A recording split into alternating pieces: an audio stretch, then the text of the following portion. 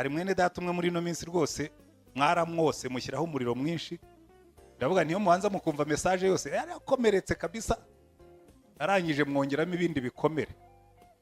Simvuga uwari ubwo ababa kuri za WhatsApp na za kibamenye uwo mvuga.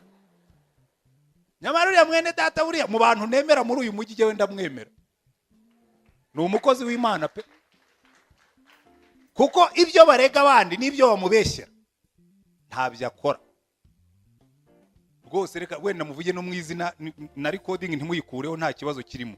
Niba hari umukozi w'Imana uba muri uyu mujyi udakunda amafaranga ni Gitwaza, ibyo nshobora kumutangira ubuhamya.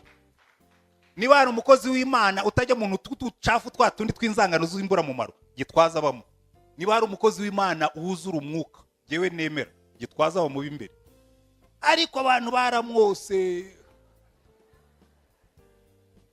arakomereka, ariko birya bivuze nabwo yakomeretse.